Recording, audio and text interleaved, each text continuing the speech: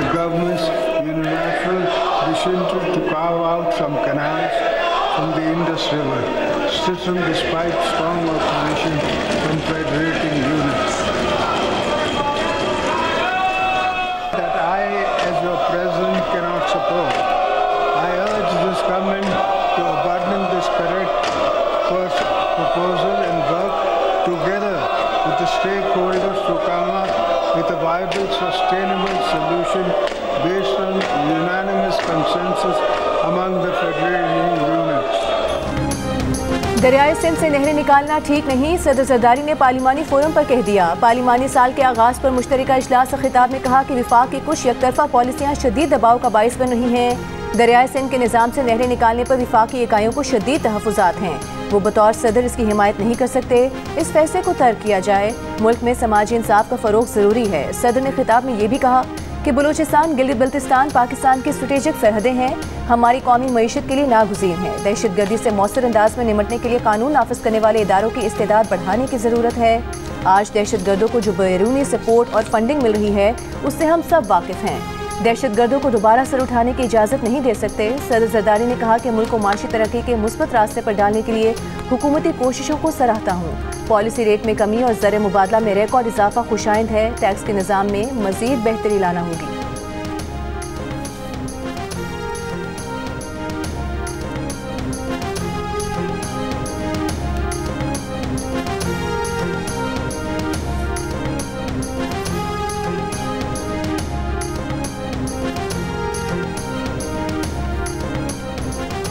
Distinguished guests, ladies and gentlemen, Assalamu alaikum.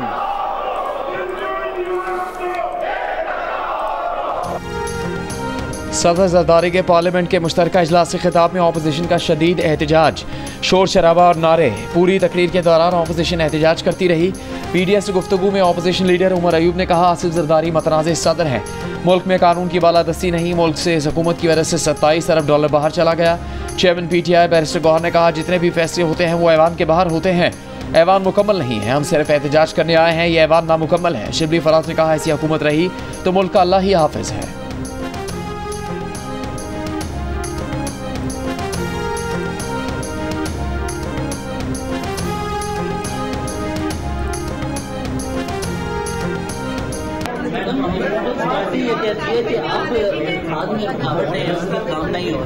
भाई मुझे सामने आ जाए ना, सामने मेरे से बात करेंगे तो मैं बात कर लूंगी। पंजाब में पीपल्स पार्टी की तहफ़्फ़ुज़ात पर मरीम नवाज बात करने को तैयार। पार्लियामेंट के इजलास के मौके पर मरीम नवाज से सवाल हुआ कि पीपल्स पार्टी वालों को मरीम नवाज से तहफ़्फ़ुज़ात हैं कि उनके पंजाब में काम नहीं हो रहे। मरीम नवाज ने जवाब दिया कि पीपल्स पार्टी वाले उनसे बात करेंगे तो वो बात करेंगी। पार्लियामेंट के इजलास में अपोजिशन के एहतजाज पर कहा कि बदतमीज़ी और बद तहज़ीबी की जो बुनियाद अपोजिशन ने रखी है ये खुद उसका निशाना बन रहे हैं। अवाम को अब शऊर आ गया है, लोग तरक्की और अपने मसाइल का हल चाहते हैं। अवाम को पता चल गया है कि बद तहज़ीबी और अवाम की खिदमत में क्या फ़र्क है।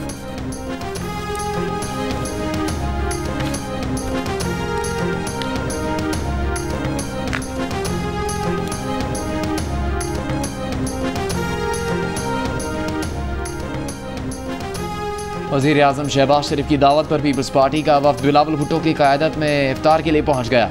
ज़रा का कहना है कि इफ्तार डिनर के मौके पर होने वाली मुलाकात में बिलावल भुट्टो शहबाज शरीफ को अपने तहफ़्फ़ुज़ात से आगाह करेंगे। हुकूमत साजी के दौरान पीपल्स पार्टी और हुकूमत के दरमियान किए गए मुआहदे पर तफसीलन गुफ्तगू की जाएगी। वज़ीर आज़म के हमरा काबीना अरकान समेत मुस्लिम लीग की आला क़यादत भी शरीक होगी। इससे पहले आज पार्लियामेंट के मुश्तरका इजलास से पहले वज़ीर आज़म शहबाज शरीफ की सदर आसिफ जरदारी से स्पीकर चैम्बर में मुलाकात भी हुई थी।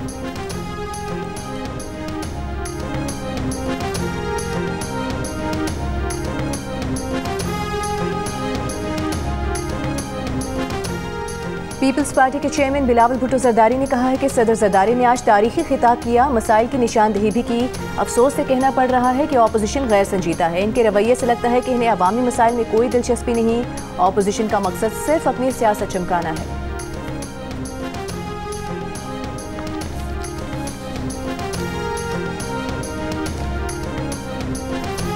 मुल्की चीनी एक्सपोर्ट करने के बाद हुकूमत का बैरून मुल्क से शक्कर दरामद करने का फैसला। वज़ारती ज़राए के मुताबिक शक्कर की दरामद का फैसला मुल्क में चीनी की बढ़ती कीमतों को काबू करने के लिए लिया गया। शुगर इंडस्ट्री ने पिछले साल हुकूमत को यकीन दहानी करवाई थी कि चीनी एक्सपोर्ट होने से मुल्क में चीनी महंगी नहीं होगी। हुकूमत को करवाई गई शुगर इंडस्ट्री की यकीन दहानी बेकार गई। इस साल भी चीनी महंगी होना शुरू हो गई।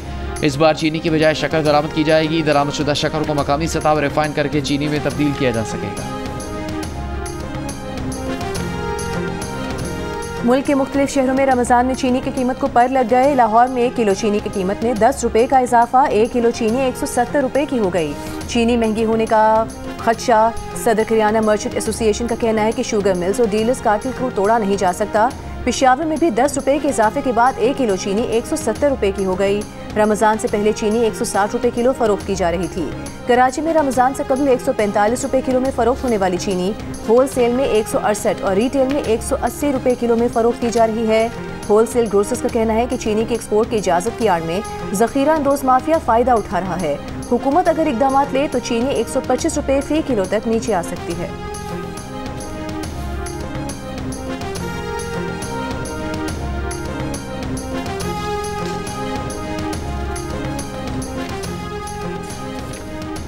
वज़ीर-ए-आज़म शहबाज शरीफ का कहना है कि डिजिटल वॉलेट के जरिए करप्शन का खात्मा कर दिया। इस बार ना लाइन लगी ना शिकायत आई। वज़ीर-ए-आज़म शहबाज शरीफ ने रमज़ान पैकेज की मॉनिटरिंग निज़ाम का जायज़ा लिया। तकरीब से खिताब में कहा कि निज़ाम के तहत गैर मायारी अशिया और पैसे की खुर्द-बुर्द का खात्मा हुआ। यूटिलिटी स्टोर्स के जरिए रमज़ान पैकेज की तकसीम में करप्शन की कहानियाँ सामने आती थी। पैकेज के तहत फ़ी ख़ानदान 5000 रुपये दिए जाएंगे। 20 अरब रुपये हकदारों को मिलेंगे। वज़ीर-ए-आज़म के हुकाम को प्रोग्राम के बारे में आगाही बढ़ाने की हिदायत।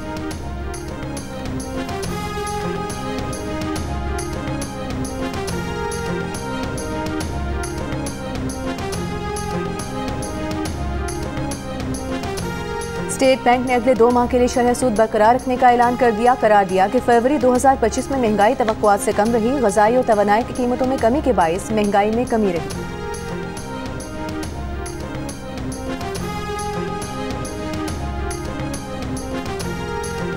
टैक्स शॉर्टफॉल को कैसे पूरा किया जाएगा? अगले बजट में तनख्वाहदार तबके पर टैक्सों का बोझ कम कैसे होगा? पाकिस्तान की तजावीज़ पर IMF आज मुज़ाकरात में अपना रद्द-ए-अमल देगा। वज़ारत ख़ज़ाना, FPR और तवानाई ने अपनी कारकर्दगी रिपोर्ट्स गुज़श्ता हफ्ते IMF को पेश की थी। IMF वफ़द से रियल स्टेट, प्रॉपर्टी, बेवरेजेस और तंबाकू सेक्टर की रिलीफ की तजवीज़ ज़ेर बहस रही। रिटेल सेक्टर समेत मुख्तलिफ शोबों से 250 अरब रुपये टैक्स वसूली के प्लान पर भी गुफ्तगू हुई। IMF को टैक्स वसूलियों में 605 अरब रुपये का शॉर्टफॉल पूरा करने की भी तफसीलात फराहम की गई।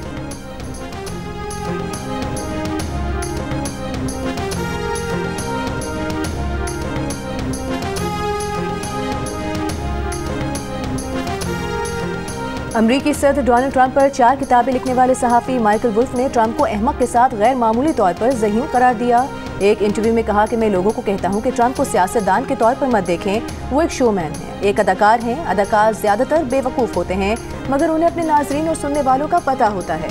याद रखें, ट्रंप 14 साल तक एक मशहूर रियलिटी शो का हिस्सा रहे। ये ऐसी तरबियत है जो किसी दूसरे सियासतदान को नहीं मिली। शाम के सूबों लाज़किया और तरतूस में शामी सिक्योरिटी फोर्सेज और बशार उल असद के हामियों के दरमियान झड़पें। शामी वज़ारत दिफा का बशार उल असद की मलेशिया के खिलाफ ऑपरेशन ख़त्म होने का ऐलान। तर्जुमान के मुताबिक अहम सरकारी तनसीबात, इमारतों और मरकजी शाहराहों को बागियों के कब्जे से आज़ाद करवा लिया। मॉनिटरिंग ग्रुप के मुताबिक जुमेरात से जारी झड़पों में सैकड़ों शहरियों समेत 1300 से ज़्यादा अफराद हलाक हुए। शहरियों की हलाकतों पर अक़वाम मुत्तहिदा, अरब लीग और अमरीका की मज़म्मत। ईरान ने शाम में अक़लियतों पर हमलों को नाकाबिल जवाज़ करार दे दिया। वज़ीर इत्तलात पंजाब अज़मा बुखारी का कहना है कि हर वाक़े का जवाब चीफ मिनिस्टर साहिबा से मांगा जाता है। मुल्क में लाशों पर सियासत की जाती है। मेयो अस्पताल वाले मामले पर इंसानी गलती नज़र आ रही है। वज़ीर आला पंजाब दवाइयों के लिए फ़ंड्स फराहम कर रही हैं। अगर अस्पताल इंतज़ामिया फ़ंड इस्तेमाल नहीं कर रही तो किसकी गलती है? फ़ंड इस्तेमाल नहीं हो रहे तो क्या MS को ना पूछा जाए? मेयो अस्पताल में दवाओं के फ़ंड्स मौजूद थे, फिर दवाएँ बाहर से क्यों मंगवाई जा रही?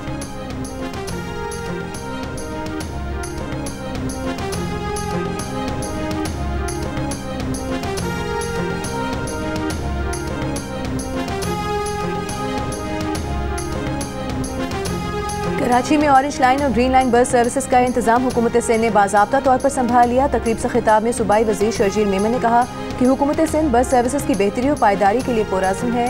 कराची शहर के लिए एक मजबूत और मौसर शहरी ट्रांसिट सिस्टम तश्कील दिया जा रहा है। BRT लाइन्स को दीगर पब्लिक ट्रांसपोर्ट सिस्टम्स के साथ मुंसलिक करने का मंसूबा जारी है।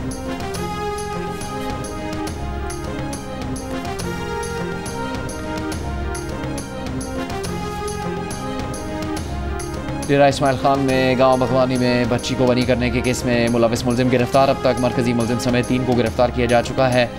दीगर 3 मुलजमान की गिरफ्तारी के लिए छापे। पंचायत की जानिब से 12 साल की बच्ची को बनी किए जाने पर वालिद ने दिल बर्दाश्ता होकर जहरीली गोलियां खाकर खुदकुशी कर ली थी। खुदकुशी से पहले अपने ऑडियो पैगाम में 6 अफराद को बच्ची को बनी करने का जिम्मेदार करार दिया।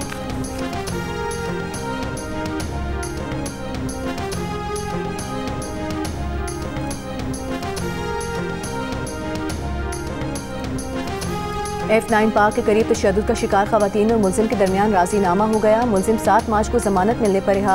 सामने आए मुआहदे में तीनों खवातीन ने बयान दिया कि उन्होंने मुकम्मल तसल्ली कर ली, जमाल बेकसूर है। मुकदमा गलत फहमी की बिना पर दर्ज करवाया।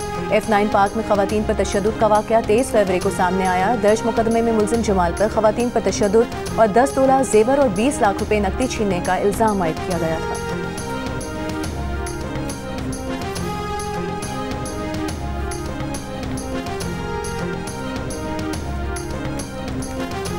आज़ाद कश्मीर की वादी नीलम में शदीद बारिश और बर्फबारी जारी। वादी नीलम के गाँव केलमलकाला में कई मकानात लैंड स्लाइडिंग की जद में आ गए। कई घरों में मलबा और पानी दाखिल। इलाके का वाहिद कब्रिस्तान भी लैंड स्लाइडिंग की नज़र हो गया। मुतासरा लोगों ने हुकूमत और इंतजामिया से फौरी मदद की अपील की।